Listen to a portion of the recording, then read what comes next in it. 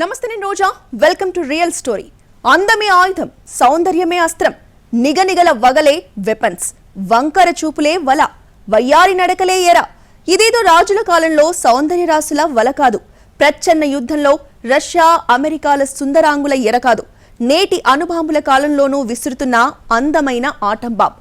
ఒడిశాలో high profile honey trap తో దేశవ్యాప్తంగా కలకలం రేపిన అర్చనా నాగ్ పై ఇవాల్టి రియల్ స్టోరీ. ఆమె పేరు వింటే ఒడిశా రాజకీయం వణికిపోయింది. ఆమె బెదిరింపులకు నేతాగణం జడిసిపోయింది. రాత్రికి రాత్రే కోట్లకు కోట్లు ఆమె సంపద వృద్ధి స్టాక్ మార్కెట్ ను మించిపోయింది. తనపై జరిగిన అన్యాయానికి వ్యతిరేకంగా ప్రతీకారంతో రగిలిన ఆ లేడీ దారి తప్పి ఒడిశా రాజకీయాన్నే ముప్పు తిప్పలు పెట్టింది. బ్యూటీతోనే ఒడిశా పాలిటిక్స్ ను లూటీ చేసింది అర్చనా నాగ్. వయ్యారాలే వలగా రాజ్యాలే కూలిపోయాయి. సౌందర్య రాసుల కోసం కుత్తుకలే తెగిపోయాయి. ప్రపంచం మెచ్చిన పాలకులే పతనమయ్యారు. అందగత్తెలను ఆయుధంగా చేసుకుని ఎన్నో దేశాలు తమ పబ్బం గడుపుకున్నాయి. పూలపాన్పే వేదికగా దేశాల గుట్టుమట్లను రాబట్టుకున్నాయి. దేశాన్ని అభివృద్ధి వైపు పరుగులు పెట్టించిన పాలకులనే మగువలతో ముగ్గులో దించి సీక్రెట్ల రూట్లు తెలుసుకున్నాయి. గ్లామర్ డాల్స్ను గూఢచర్యానికి ఉపయోగించుకుని దేశాలు యుద్ధాలు గెలిచిన సందర్భాలు చరిత్రలో ఎన్నో కనపడతాయి. పురాణాల్లోని పుణ్యపురుషులు సైతం అందాల బొమ్మల దెబ్బకు దిమ్మ తిరిగిపోయారు. హిస్టరీ అయినా, ప్రెజెంట్ అయినా, ఫ్యూచర్ అయినా, any time, any centre, nuclear బాంబుల కంటే డేంజరస్ వెపన్ బ్యూటీ బాంబ్. ఒడిశాలోనూ అర్చన అనే అందమైన ఆయుధం ఆ రాష్ట్ర రాజకీయాలను కల్లోలం చేసింది. నేతల గుండెల్లో రైళ్లు పరిగెత్తించింది. హనీ ట్రాప్తో వారి పొలిటికల్ కెరీర్కు హానికారకమై కకావికలం చేసింది. ఆమె బ్యూటీకి ఒడిశా రాజకీయం లూటీ అయింది. ఆమె నోరు విప్పితే మహామహా నేతాగణమే వణికిపోయింది. ప్రభుత్వాన్ని కూల్చే ఆధారాలు తన దగ్గర ఉన్నాయన్న మాటలకు స్టేట్ మొత్తం షేక్ అయిపోయింది. అర్చనా నాగ్ హై ప్రొఫైల్ హనీ ట్రాప్తో ఒడిశాలో సంచలనం సృష్టించిన లేడీ. బ్లాక్మెయిల్లో కోట్లకు కోట్లు వెనకేసుకున్న కిలేడీ. ఆమె స్టోరీ దేశవ్యాప్తంగా సంచలనం రేపింది. మంత్రులు, ఎమ్మెల్యేలు, ఉన్నతాధికారులు, సినిమా స్టార్లు ఇలా బిగ్ షాట్స్ అందరినీ తన వలలో వేసుకుని అందంతో ఒక ఆట ఆడించింది.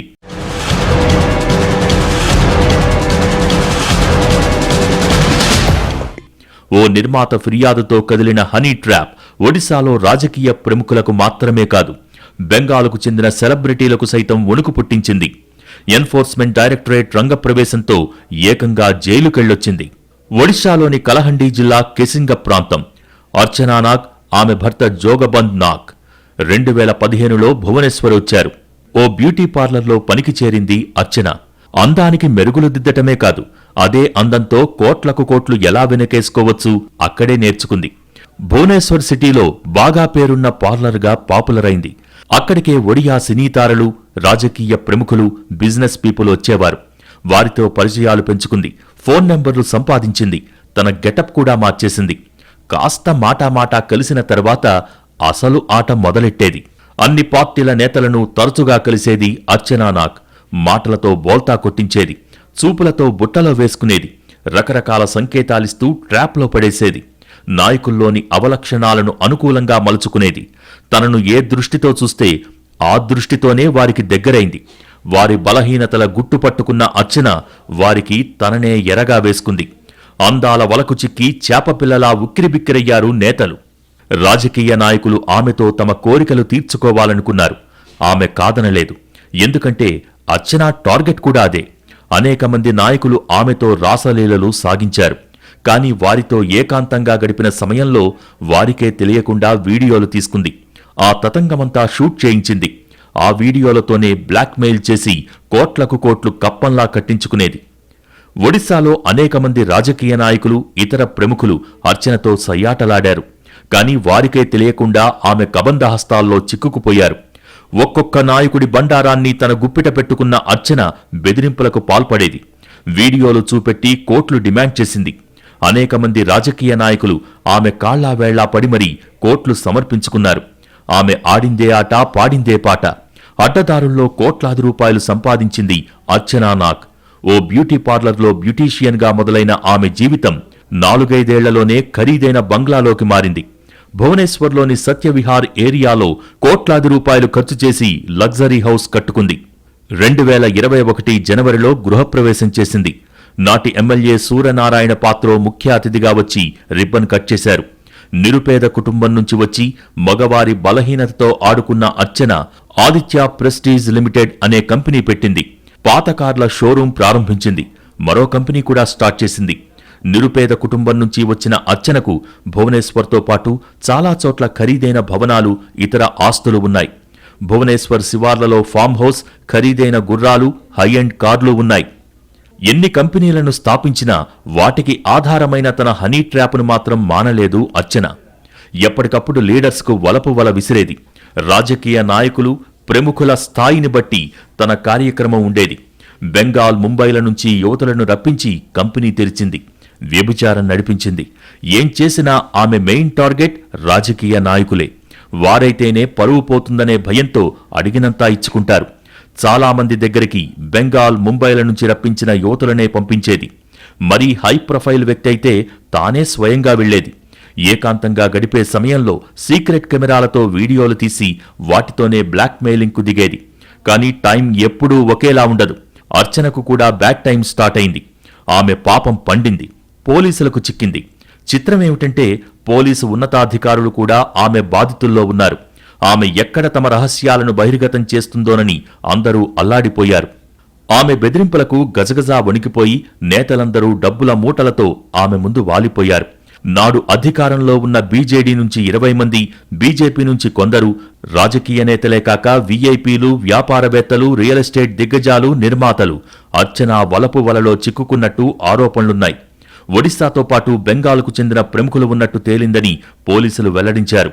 అర్చన భర్త జోగబంధు నాగ్, వ్యాపార భాగస్వామి ఖగేశ్వర్ పాత్రాలను కూడా పోలీసులు అరెస్ట్ చేశారు. ఈడీ కేసులో 14 నెలల పాటు జైలు జీవితం గడిపారు అర్చనా నాగ్. రిలీజ్ అయిన తర్వాత కూడా ఆమె ఏమాత్రం మారలేదు. ఇప్పటికీ అనేక మంది పొలిటికల్ లీడర్స్ జాతకాలు తన దగ్గర ఉన్నాయంటూ బెదిరింపులకు పాల్పడుతూనే ఉంది. ప్రతి ఔర్ పత్ని వైఫ్ ను నైఫ్ గా ప్రయోగించింది హస్బెండే. భార్యామణి అందమే అర్చనగా కోట్లకు పడగలెత్తింది. హనీ ట్రాప్ తో టాప్ లీడర్ల జీవితాలను బజారు కీడ్చడంలో అండాదండా మొత్తం దందా నడిపించింది కూడా ఈ మొగుడుగారే. భార్యాభర్త ఇద్దరూ కలిసి మోస్ట్ డేంజరస్ ఆటను రక్తి కట్టించారు. భార్య దారి తప్పితే భర్తలు రగిలిపోతారు, రచ్చరచ్చ చేస్తారు, విడాకులంటారు, కొందరైతే చీల్చి చెండాడతారు. కాని ఒడిశాలో అర్చన భర్త జోగ్బంద్ నాగ్ దగ్గరుండి రాంగ్ రూట్ను ఎంకరేజ్ చేశాడు. భార్యతో వ్యభిచారం చేయించాడు. అందరినీ తెలివిగా తమ బుట్టలో పడేయటంలో భార్యకు అన్నీ తానై సపోర్ట్ ఇచ్చాడు. ఒకరికొకరు తోడు నీడగా అరాచకాలు చేశారు. భార్య అందం ఎరైతే ఆ ఎరను ఏ చేపకు వెయ్యాలో దగ్గరుండి డైరెక్షన్ ఇచ్చింది భర్త జోగ్బంద్. భర్తగా పాతాళానికి దిగజారిపోయాడు. కాసుల కోసం సంసారాన్ని నాశనం చేసుకున్నాడు. అర్చన క్రైమ్ సిండికేట్లో ఆమె భర్తతే మెయిన్ రోల్. ప్లానింగ్ మొత్తం అతడే చేసేవాడట. సీక్రెట్ కెమెరాలు పెట్టడం, వీడియోలు షూట్ చేయటం, అర్చనకు డైరెక్షన్స్ ఇవ్వటం అతను చేసేవాడని పోలీసులు గుర్తించారు. అతను చెప్పినట్టే అర్చన చేసేదని పోలీసులు గుర్తించారు. భార్యతో కలిసి భర్త జగబంధు ఓ కార్ల షోరూం తెరిచి బిల్డర్లు, వ్యాపారవేత్తలు, రాజకీయ ప్రముఖులు, ఇతరులతో పరిచయం పెంచుకున్నాడు. వారితో ఆ భార్యాభర్తలు ఫోటోలు కూడా దిగారు. మాటలు కలిపి ర్యాపో పెంచుకున్నారు. వీవీఐపీలతో పరిచయం పెంచుకుని వాళ్లకు అమ్మాయిలను సప్లై చేయటం ప్రారంభించింది అర్చన. ఆ సమయంలోనే వాళ్ల ప్రైవేట్ ఫోటోలు, వీడియోలు తీసి డబ్బు కోసం బ్లాక్మెయిల్ చేయటం ప్రారంభించింది. అలాగని ఆమెమీ పెద్ద అందగత్తె కాదు. కాని ఆకట్టుకునే తెలివితేటలు ఆమె సొంతం. ఓ మాదిరిగా ఉన్న తన అందాన్నే ఆయుధంగా వాడుకుంది. ఎంతో మందికి అందాన్ని ఎరగా వేసింది. సమాజంలో పేరున్న వారిని, ప్రముఖులను, బడాబాబులను కొంగుకు చుట్టుకుంది. వారిని తన ముగ్గులోకి దింపింది. ఆమె తమ ట్రాప్లో పడిందని వారనుకున్నారు. కాని వారే ఆమె ట్రాప్లో పడ్డారని గుర్తించలేకపోయారు. అందుకు భర్త జోగ్బంద్ అన్ని విధాలా సహకరించారు. భార్యాభర్తలిద్దరూ జుగల్బందీలా ఎందరో మగాళ్లను బంధించారు. ఒడిశాలో వీరు సృష్టించిన పొలిటికల్ తుపాన్ పొలిటికల్ కల్లోలం రేపింది. అర్చనా నాగ్ దొరికింది ఓ బ్రోతల్ కేసులో. కాని ఆమెను కదిలిస్తే కొండలే కదిలాయి. మొత్తం 64 మంది ప్రముఖులతో ఆమెకు సన్నిహిత సంబంధాలు ఉన్నట్టు పోలీసులు గుర్తించారు. అయితే ఆదాయానికి మించిన ఆస్తుల కేసులో ఈడీ ఆమెను అరెస్ట్ చేసిన తర్వాత మరిన్ని సంచలనాలు బయటపడ్డాయి. పోలీసులతో పాటు ఇన్కమ్ ట్యాక్స్ డిపార్ట్మెంట్ అధికారులు కూడా ఆమె ఆస్తులపై దర్యాప్తు చేశారు. ఆమె దగ్గర నుంచి స్వాధీనం చేసుకున్న కంప్యూటర్, హార్డ్ డిస్కులు, సెల్ ఫోన్లు, పెన్ డ్రైవ్లు, ఈమెయిల్స్, వీడియోలు పరిశీలించగా పోలీసులే నివ్వెరపోయారు. బీజేడీ సర్కార్ టైంలో ఓ మంత్రి అర్చన నగ్నంగా రాసలీలలు సాగిస్తున్న వీడియో ఒకటి వారి కంటపడింది. ఆయన ఎవరనేది పోలీసులు వెల్లడించలేదు. అయితే ఆ మాజీ మంత్రి నుంచి అర్చన 5 కోట్ల రూపాయలు డిమాండ్ చేసినట్టు పోలీసులు గుర్తించారు. కొందరు ఎమ్మెల్యేలతో ఉన్న వీడియోలు, ఫోటోలు కూడా దొరికాయి. అలాగే బిల్డర్లు, సినీ నిర్మాతలు, పోలీస్ అధికారులు కూడా అర్చన బాధితుల్లో ఉన్నారు. ఒక్కో ఎమ్మెల్యే నుంచి 1 కోటి వరకు ఆమె డిమాండ్ చేసినట్టు అప్పట్లో చర్చ జరిగింది. అర్చన లిస్టులో మంత్రి, ఎమ్మెల్యేల పేర్లు ఉన్నట్టు బయటకు రావడంతో అన్ని పార్టీల నేతలు వణికిపోయారు. తామెక్కడ బయటపడతామోనని భయపడిపోయారు. పోలీసు ఉన్నతాధికారులు కూడా అదే పరిస్థితిలో టెన్షన్ పడ్డారు. అందుకే పై స్థాయిలోని కొందరు అధికారులు సెలవులు పెట్టి వెళ్లిపోదామని ట్రై చేశారు. అర్చనా నాగ్ బ్యాంక్ స్టేట్మెంట్లను పరిశీలించిన పోలీసులు విస్తుపోయారు. 2018 నుంచి 2022 మధ్య కేవలం 4 ఏళ్లలో అర్చనా, జగబంధుల ఆస్తి ఏకంగా 30 కోట్లకు ఎగబాకింది. బ్యూటీ పార్లర్ లేదంటే కార్ల షోరూం మాత్రమే నిర్వహిస్తే ఎవరికీ ఇంత రాకెట్ స్పీడ్తో కోట్లు వెనకేసుకోవటం సాధ్యం కాదు. ఆ భార్యాభర్తల బ్లాక్మెయిలింగ్ ఆ రేంజ్లో సాగింది.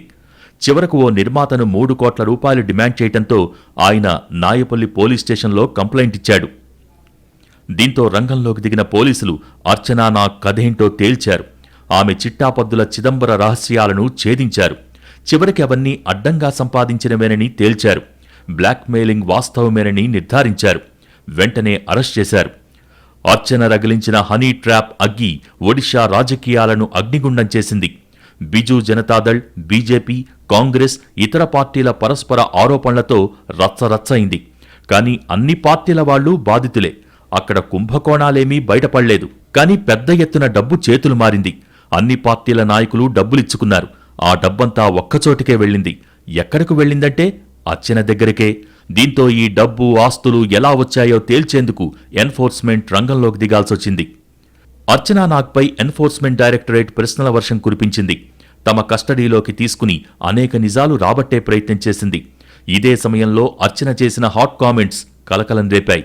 తన దగ్గర రాష్ట్రాన్ని షేక్ చేసే ఎక్స్క్లూజివ్ సాక్ష్యాలు ఉన్నాయని, తాను మాట్లాడితే రాష్ట్రంలో మొత్తం పొలిటికల్ సీన్ మారిపోతుందని, ప్రభుత్వమే కూలిపోతుందంటూ హాట్ కామెంట్స్ చేసింది అర్చనా నాగ్. తనను ట్రాప్లో పడేశారని, ఎవరి దగ్గర లేని పకడ్బందీ సాక్ష్యాలు, ఆధారాలు తన దగ్గర ఉన్నాయని చెప్పింది. ఎవరినీ వదిలిపెట్టబోనని వార్నింగ్ ఇచ్చింది. అర్చనా నాగ్ అనగానే హనీ ట్రాప్ గుర్తొస్తుంది. భర్తతో కలిసి ఆమె చేసిన బ్లాక్మెయిల్ దందా మాత్రమే మదిలో మెదులుతుంది. ఇప్పుడు ఆమె కిలేడీగా మారినా ఒకప్పుడు అన్యాయంపై పోరాటం చేసింది. తన గ్రామంలో అవినీతికి వ్యతిరేకంగా ఫైట్ చేసింది. మరి ఇప్పుడెందుకు బ్లాక్మెయిలర్గా మారింది? హనీ ట్రాప్ అనే రొంపిలోకి ఆమె జీవితాన్ని లాగిన ఆ ఒక్క ఘటన ఏంటి? ఆమె దగ్గరున్న ఆధారాలతో కొందరు నేతల పొలిటికల్ కెరీరే తలకిందులు కావడం ఖాయమా? ఒడిషాలోని కలహండి జిల్లా అత్యంత వెనకబడిన జిల్లా. ఒకప్పుడు ఆకలి కేకలతో ఆ ప్రాంతం అల్లాడిపోయింది. ఈ ప్రాంతంలోని ఒక పేద కుటుంబంలో పుట్టింది అర్చనా నాగ్. ఇప్పుడు ఆమె కథే మారింది. కోటాను కోట్ల బ్యాంక్ బ్యాలెన్స్, ఇంటి నిండా బ్రాండెడ్ ఫర్నిచర్, బీరువా మొత్తం బంగారం, లగ్జరీ కార్లు, హైబ్రిడ్ కుక్కలతో విలాసవంతమైన లైఫ్ను లీడ్ చేసింది. ఇదంతా బ్లాక్మెయిల్ దందాతో సంపాదించిందే. సౌందర్యంతో, సొగసైన మాటలతో రాజకీయ నాయకులు, ప్రభుత్వ అధికారులకు మస్కా కొట్టి వెనకేసుకున్న సంపదే. అయితే ఆమె ఇలా మారటానికి రాజకీయ నేతలు, అధికారులే కారణమని తెలుస్తోంది. ఒకప్పుడు అందరిలాంటి ఆడపిల్లైన అర్చన తమ కుటుంబానికి, గ్రామానికి జరిగిన అన్యాయంపై పోరాటాలు చేసింది. అనేక ఆందోళనల్ని ముందుండి నడిపించింది. ఇదే టైంలో జరిగిన ఓ ఘటన ఆమె జీవితాన్ని మరో దారుణ మలుపు తిప్పింది.